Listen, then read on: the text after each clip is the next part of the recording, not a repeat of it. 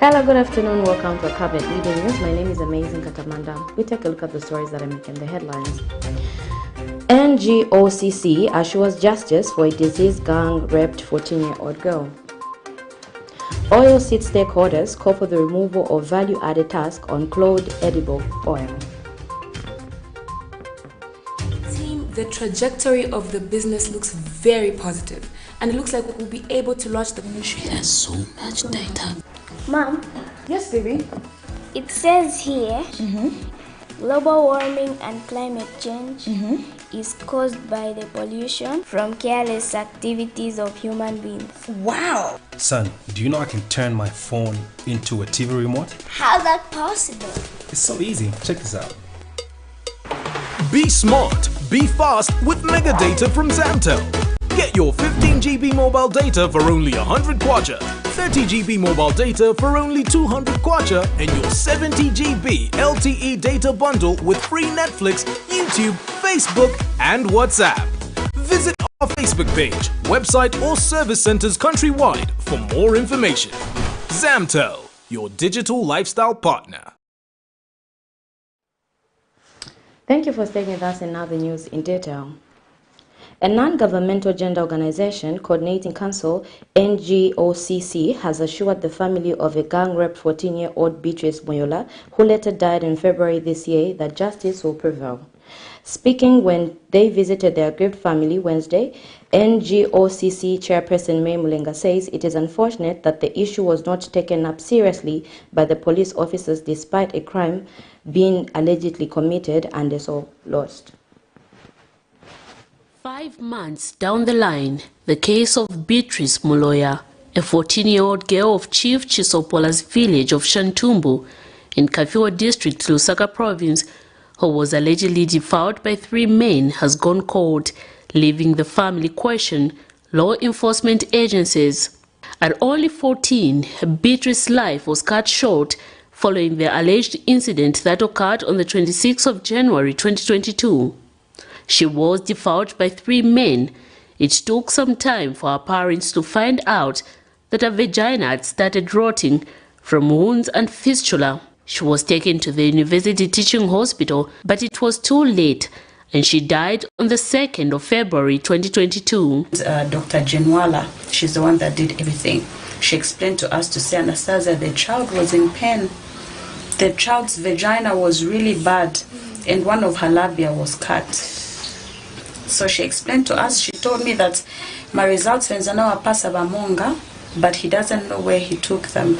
It is reported that after her death, the 3 suspects were first charged with murder and stayed in police custody for a good 2 months, awaiting court appearance. However, they were released on bond after the charge was reduced to manslaughter, a thing the family claims that the 3 suspects connived with the officers.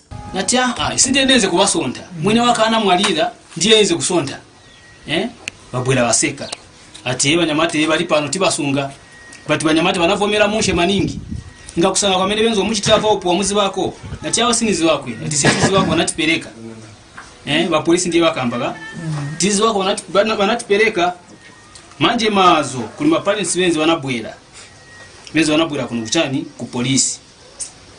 Maparents babwera abo babwere baende maparents bajabana ni kubwera kuyamba kukana. Wina kupamene tikapena banamutirita bwanje ti bajewenze babwera batuze tifena no. Despite having lost a child, this family now lives in fear as family members of alleged suspects are now harassing them. Unafa mwana watu isefuti tisobe mutendere. Bajande bali na mulandu kulisi. Bafunika bakatuona batiyo. Notice tiyo pebeva. Ngati ni corruption oke pali corruption bantu bamene bapaya mundu bachoka police bond. Chilipuido naise ngati ni police bond tikachoka. The non-governmental gender organization Coordinating Council, NGOCC, has now come forth to help the family get the justice that it seeks. The organization board chairperson Mary Mulenga has assured the family that justice will prevail in the case. If the police who are supposed to be protecting our lives are the ones who are endangering our lives, then I don't know where we are going. Then it's very unfortunate. It's very, very unfortunate that the people who are supposed to be protecting us are the ones who are putting our lives in danger. This is a case that should be followed up. The perpetrator should be brought to book, not imulusi and then your lives are now in danger. According to the police, the 3 suspects were released on bond on instructions from the Office of the Director of Public Prosecution, who say they are still starting the docket of the case toward the offense of manslaughter. Miriam Kaimba, reporting for Camnet TV News. Traders at Lusaka's Nyumbayanga market have borne the lack of electricity at the market, which has affected the operations of their businesses.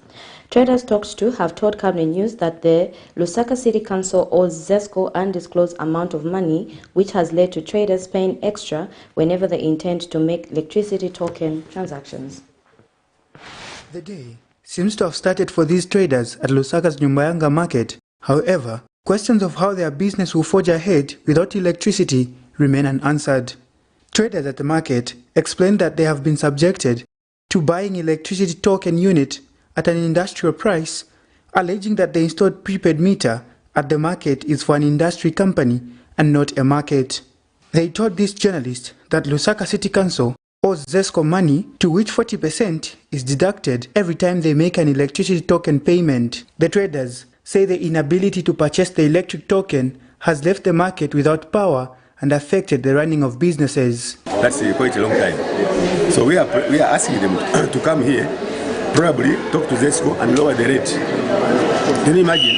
We are buying tokens at the same rate with Pick and Pay and then these other big malls.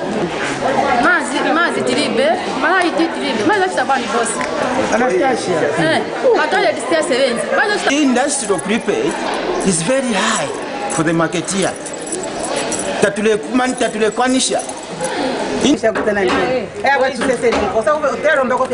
They further explain that the lack of electricity at the market has not spared the ablution blocks. Industrial meter, they get go to Malaya 700 before 14 hours. Malaya.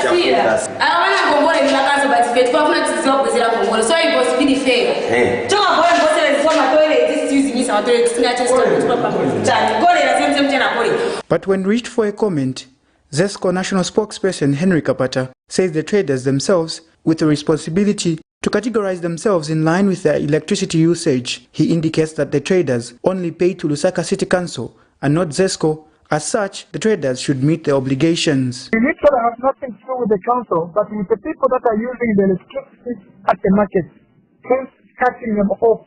Meanwhile, Lusaka City Council Assistant Public Relations Officer Thelma Mbewe gave an indication that the council's housing department is on top of the issue and will soon update the traders. Nelson Zulu for Camnet News, Lusaka. Some restaurant owners in Lusaka's Baulen and Nyumbayanga compound have complained on a high cooking oil prices in the country, a situation they say has affected the effective running of their businesses.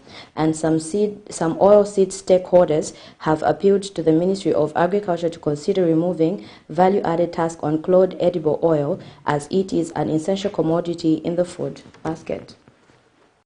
In opposition, now Republican President Hakainde Hichilema made pledges to lower the cost of doing business and the cost of living once in power. But 10 months at the helm of power, the cost of living in the country is high owing to various challenges currently being faced. Some restaurant owners in Lusaka's Bauleni and Nyumbayanga compounds have explained to Camnet News that business has slowed down due to the higher pricing of commodities such as cooking oil. The restaurant owners have therefore appealed to the relevant authorities to come to their aid and look into the pricing of the commodity, as it is an essential tool of running their businesses.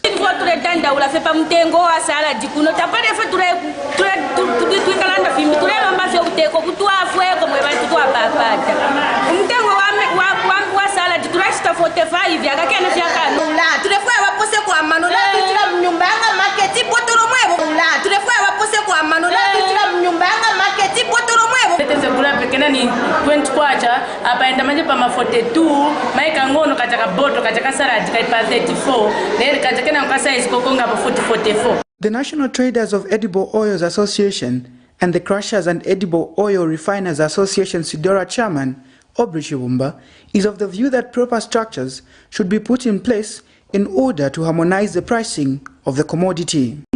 That our costs of production are not an issue. What we have is a structural issue. So, yes, for us, we continue to lobby government to request that. Meanwhile, Mount Meru Group Zambia Managing Director Damesh Patel says the commodity will stabilize once the value-added tax VAT is removed on cooking oil. Pleading with the government to consider removal of VAT on cooking oil because it's a necessity product in the food basket. So if VAT can be removed, that would help us reduce the price of cooking oil by at least 16%. Nelson Zulu for Camnet News, Lusaka.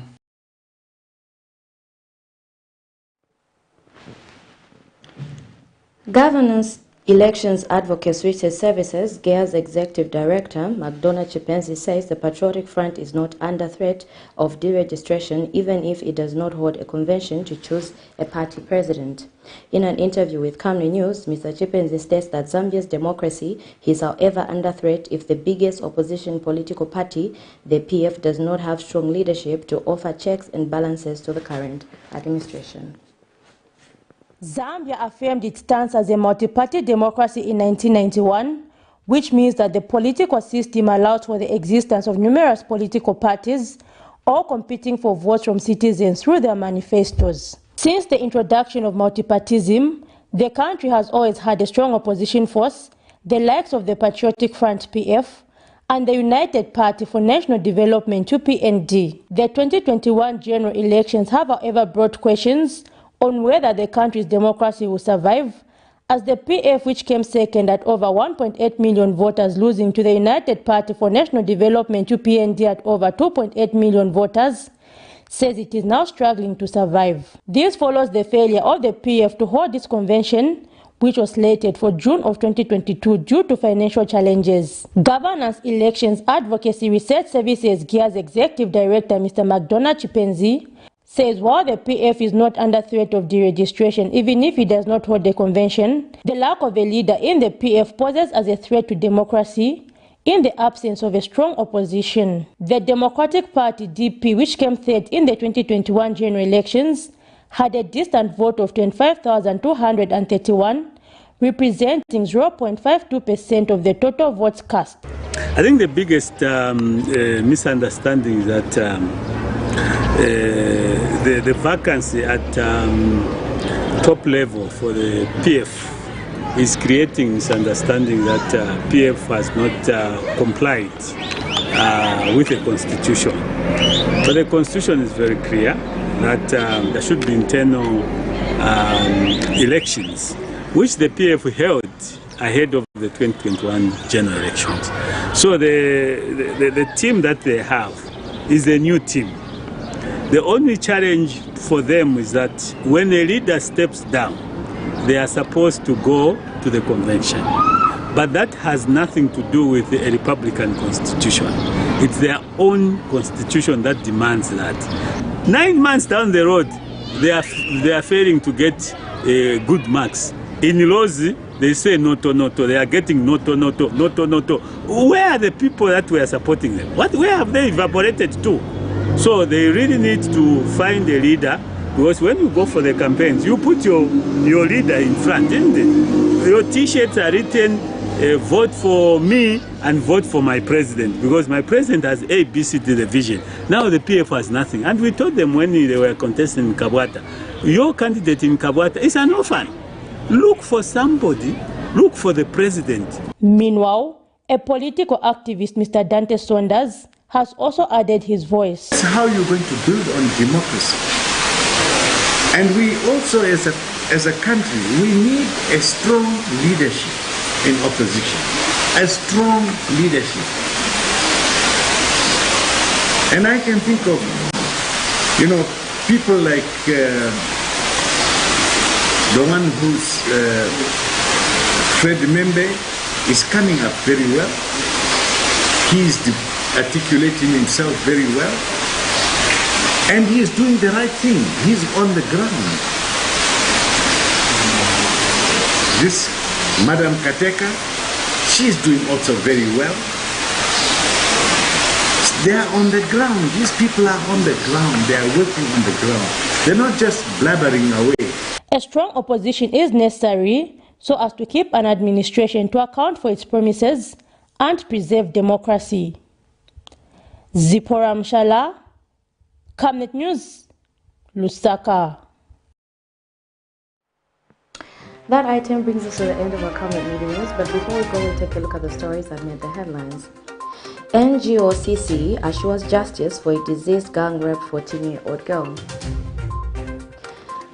OILSEED stakeholders call for the removal of value-added tax on crude edible oil. That's all we had for you on Camnet News Desk. My name is Amazing Katamanda. Good afternoon.